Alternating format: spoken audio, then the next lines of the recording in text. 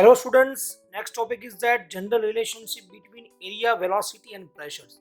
So let we as consider that steady, adiabatic and frictionless flow through this nozzle. બરાબર. So we have two transverse plane at 1 1 and 2 2. Section at distance dx. વચ્ચેનું distance કેટલું આપેલું છે? dx. બરાબર. Apart.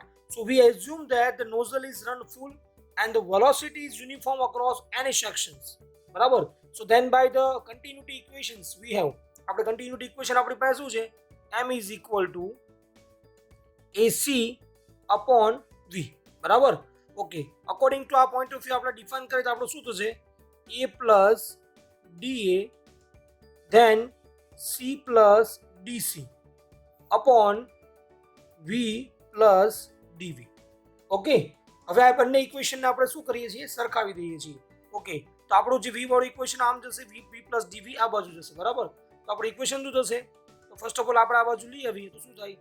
a plus da then c plus dc into small v is equal to ac into v plus dv.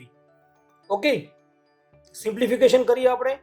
આની અંદર આપણે આ બંનેને મલ્ટીપ્લાય કરીને આની વચ્ચે ગુણી નાખીએ તો શું થાય? AC plus D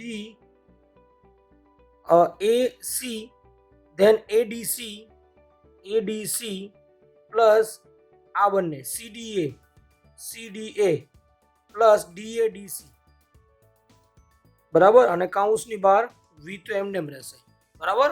okay, than આને મલ્ટીપ્લાય કરી નાખીએ ACV then ACDV. બરાબર. ઓકે, હવે આપણે હજી થોડુંક સિમ્પ્લિફાય કરી, પણ એની પહેલા તમે જુઓ અહીંયા DADC છે. બરાબર. એ શું બતાવે છે? Since the product of DADC is very small so it may be neglected. બરાબર. એ સિવાયનું આપણે ઇક્વેશન લખીએ શું થાય? AC ADC CDA into V is equal to ACV plus ACDV. બરાબર છે.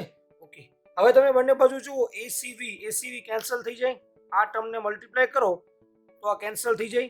બરાબર. તો વધશે શું આપણી પાસે? આપણી પાસે વધશે, આને મલ્ટીપ્લાય અંદર કરી દઈએ. સો AVDC VCDA is equal to ACDV. બરાબર. ઓકે, હવે આ ઇક્વેશન હજી આપણે ફર્ધર સિમ્પ્લિફાય કરીએ. સો આપણી પાસે જે આ ઇક્વેશન આવેલું છે, બરાબર, એમાં આપણે શું કરીએ? Dividing both side by ACV. બરાબર. So dividing both side by ACV. So we have equation that DC upon C DA upon A minus આ બાજુ લઈ આવીએ then dV upon V is equal to 0. આપણું ઇક્વેશન આપણી પાસે આ આવશે. બરાબર. Okay, now then the equation may be also this derived from the method of AC upon V is equal to M is equal to constants. બરાબર. So differentiating these equations we get C upon V dA plus A upon V. So write up લખી નાખીએ differentiating this, so we can get these equations. Direct equation જ લખું છું, DC minus AC upon V square dV is equal to 0. Okay, now dividing this equation by AC upon small v we get, હવે શું કરીએ આને? Dividing this equation by AC upon V, so we get શું મળશે આપણને? તો આપણી પાસે જે ઇક્વેશન મળશે finally DA upon A plus DC upon C minus DV upon V is equal to 0. બરાબર. અને આપણે ફ્લો કેવો કરશું? The flow is adiabatic and frictionless.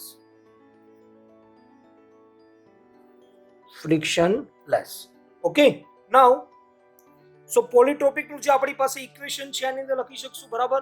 તો શું લખશું? PV raised to n is equal to constant. Okay, એ આપણે constant લખી શકીએ બરાબર c is equal two constant.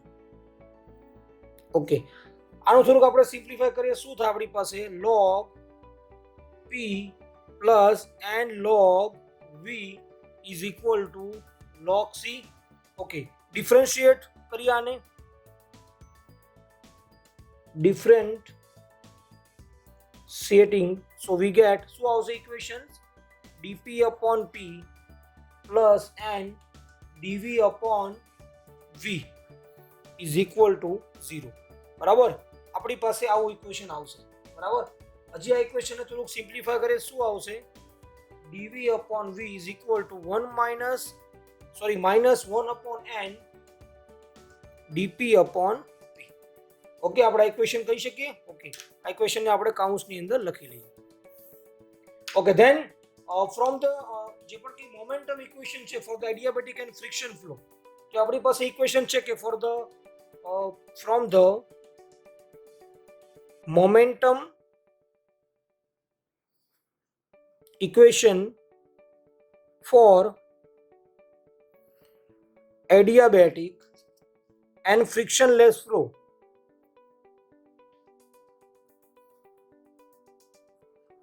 So equation આપણી પાસે શું આવશે? તો આપણી પાસે ઇક્વેશન છે CDC is equal to minus VDP. Okay, કરીએ આપણે DC upon C is equal to minus VDP upon C square. બરાબર, હવે આપણે આજે પણ કે DC upon C ની વેલ્યુ આવી અને DV upon V ની વેલ્યુ આવી, એને આપણે આપણા ઇક્વેશનની અંદર મૂકશું. કયા ઇક્વેશનની અંદર? તો હમણાં જે આપણે પ્રીવિયસલી આપણે જે પણ આપણું કે ઇક્વેશન આપણે સોલ્વ કર્યું છે પ્રીવિયસ જે પણ ઇક્વેશન, એની અંદર આપણે શું કરશું? આપણે વેલ્યુ આપણે મૂકશું. તો આપણી પાસે ઇક્વેશન કયું હતું? DC upon C વાળું જે ફાઇનલ ઇક્વેશન આપણે ડિરાઈવ કર્યું હતું એની અંદર આપણે શું કરશું? આ વેલ્યુ આપણી મૂકશું. બરાબર, DC વાળા અથવા આ ઇક્વેશનની અંદર. બરાબર, હવે આપણે આની અંદર વેલ્યુ આપણે મૂકીએ તો આપણો જવાબ શું આવે છે આપણે આગળ જોઈએ. સો substituting value of DC upon C and DV upon V. બરાબર, આપણે ઇક્વેશન ની અંદર મૂકીએ તો આપણો જવાબ શું આવશે? dA upon A minus V dP upon C square plus 1 upon n dP upon P is equal to 0. Okay, સો આપણે કરતા બનાવીએ d upon d ને શું આવશે equation? d upon A is equal to શું આવશે? 1 upon n dP upon P કાઉન્સની અંદર npv minus c square minus 1. આવું કંઈક ઇક્વેશન આપણી પાસે આવશે. બરાબર, so the sonic velocity of the steam at pressure and specific volume V is given.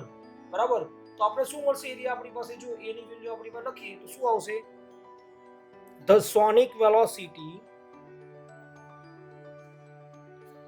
of steam at pressure P and specific volume V. So આપણે શું મળશે? A is equal to under root NPV. તો એને ઉપર લખી શકીએ S square is equal to NPV. Okay, so dA upon dA, હવે આપણું જે ઇક્વેશન છે એની અંદર આપણે લખતા જઈએ તો શું આવશે? 1 upon n then dP upon P then NPV ની જગ્યાએ આપણે શું લખશું? S square upon C square minus 1. બરાબર, તો આ આપણે જે ઇક્વેશન મળ્યું તો ratio of the velocity of the fluid, બરાબર, જે પણ કઈ C છે તો લોકલ જે પણ કઈ સાઉન્ડ વેલોસિટી છે એ, બરાબર, એ વડે ડિફાઇન કરીએ છીએ અહીંયા. તેને આપણે શું કહીએ છીએ? મેક નંબર કહીએ છીએ. બરાબર, તો શું આવશે? આને આપણે ઉલટું કરવું પડશે, C to the A. બરાબર, તો અહીંયા શું થઈ જશે? 1 upon m થઈ જશે આપણી પાસે વેલ્યુ. બરાબર, તો ઇક્વેશન આપણે લખીએ. So dA upon A is equal to 1 upon n dP upon P 1 upon m square થઈ જશે મેક નંબર. બરાબર, then minus 1. બરાબર, so dA upon A is equal to 1 upon n dP upon P અને simplify કરીએ શું થઈ જાય? 1 minus m square upon m square. બરાબર, so from this equation the following આપણે અમુક પોઈન્ટ છે આપણે હવે કન્સિડર કરવા પડશે આ ઇક્વેશન ઉપરથી. બરાબર, બીકોઝ એક્સેલરેશન જે ફ્લો છે આપણો ડીપી અપોન પી નેગેટિવ હોય, ફ્લો થ્રુ ધ નોઝલ હોય, ડિફ્યુઝર હોય, તો કઈ રીતની ઇફેક્ટ આવે આપણે વન બાય વન હવે જોઈએ. So first of all condition સમજતા પહેલા આપણું ઇક્વેશન છે લખી નાખીએ સાઈડની અંદર. તો શું આવશે? dA upon A is equal to શું આવશે? 1 upon n dP upon P 1 minus m square upon m square. આ આપણું ઇક્વેશન જે આપણે પ્રીવિયસ જોયું, બરાબર?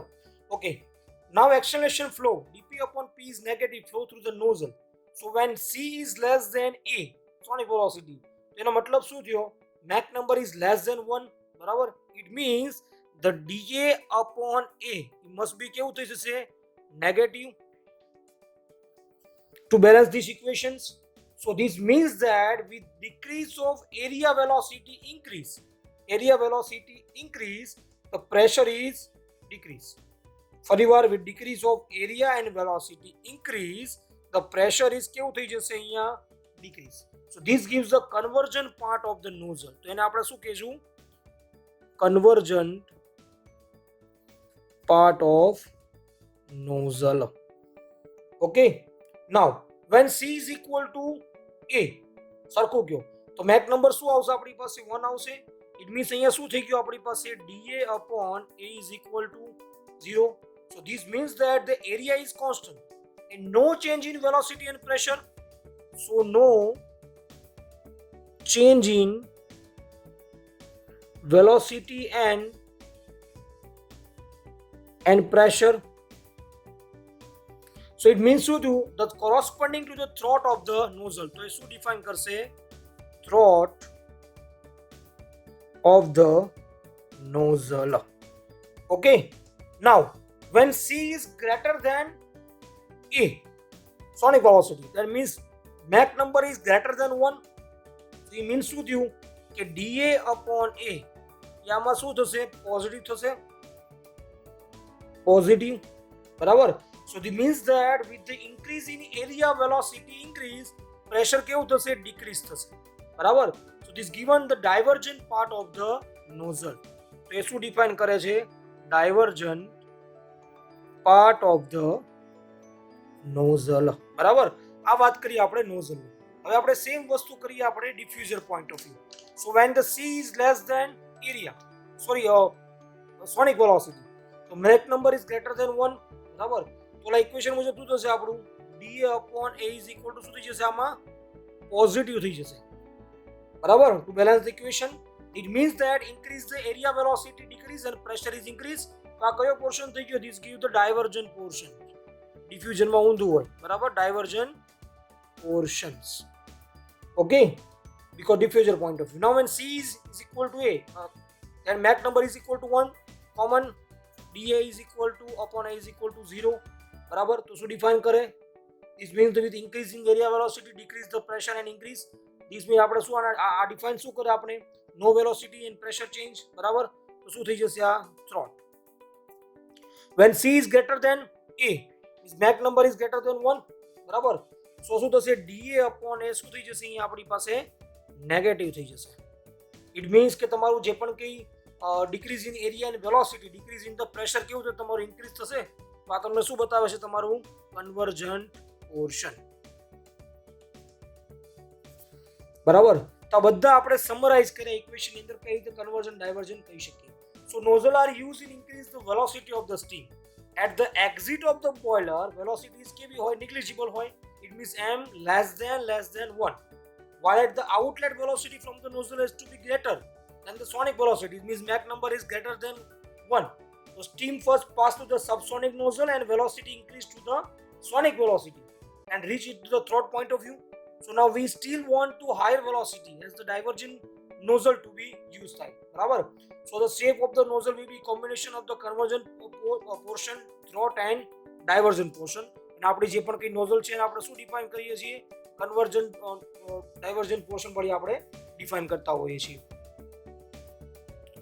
સો આપણી બુકની અંદર તમને આ પેજની અંદર આપેલું છે table. In short, types of flow જો સબસોનિક કે સુપરસોનિક હોય, the acceleration flow the falling to pressure કેવું હોય? કન્વર્જન્ટ નોઝલ હોય અહીંયા, અને ડાયવર્જન્ટ ડિફ્યુઝર હોય, related flow to the rising in pressure point of view. અને સુપરસોનિક હોય તો ડાયવર્જન્ટ એન્ડ ધેન કન્વર્જન્ટ, બરાબર? સો if the steam velocity inlet nozzle is local sonic velocity m is equal to 1, So divergent type nozzle will be used, and you require that outlet velocity from the nozzle should be only equal to the sonic velocity. So only convergent nozzle is used. બરાબર. So આ રીતે આપણે જે પણ કે area, velocity અને pressure related જે પણ કે પોર્શન છે નોઝલનો એ આ રીતે આપણે ડિફાઇન કરી શકીએ.